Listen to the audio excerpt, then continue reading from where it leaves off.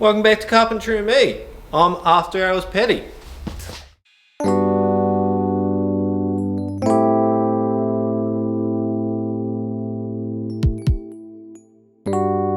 So in today's episode we are going to look at skill saw tips. I didn't really have anything planned, so Dills has let me borrow his Hikoki skill saw for this video. I just did a wee shot of all four just because that's what we have on site. Now, there's not going to be another episode this week, so this one's going to be a little bit different. A wee bit of an update from site. We got the roof going up, we got windows going in, butanol going down, everything's happening. So I don't have a lot of tips. I might make another video about this,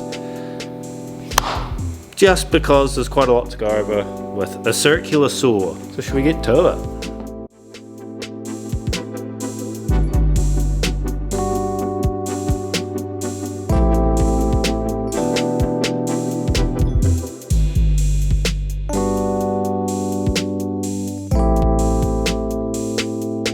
So there's a wee update of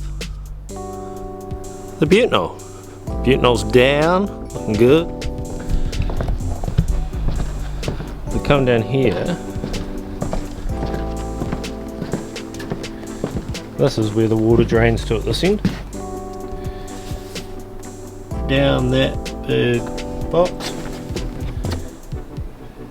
And then at the other end,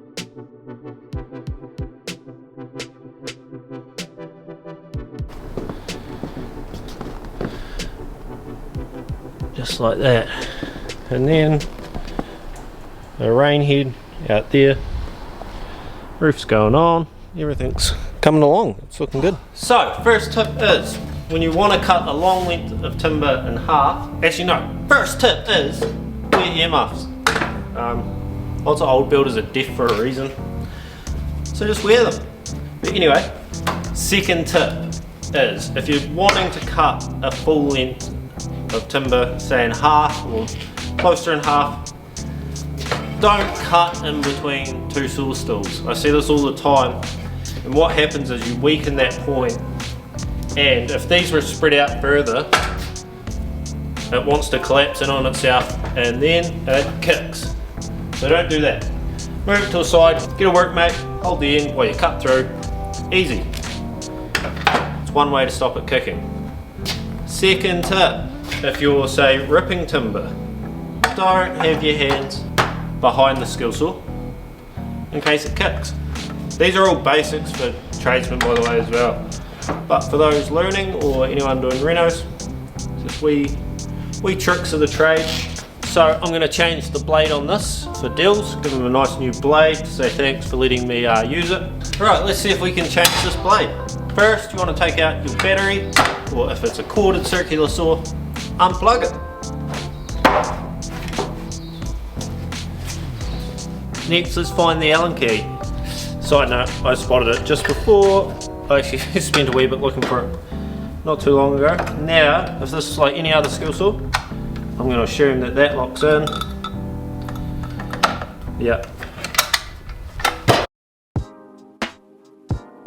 That was really tight. I guess that's a good thing. Must be the first blade change it's got, because it's still got Hikoki on it.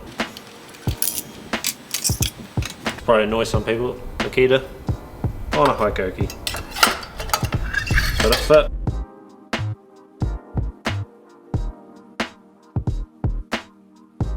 Now we have a new blade. Let's make a cut with the new blade.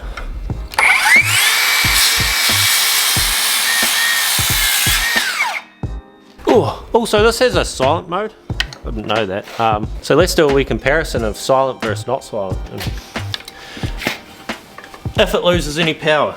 So that's with light on.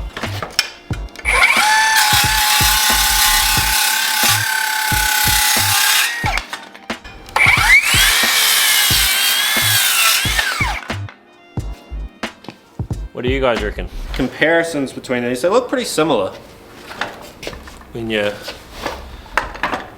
put them side by side, but one thing I think that the Hikoki definitely does that I like is the battery comes out there. Obviously this is a smaller one, so we won't be testing them against each other. That's carpentry and me. And thanks for watching.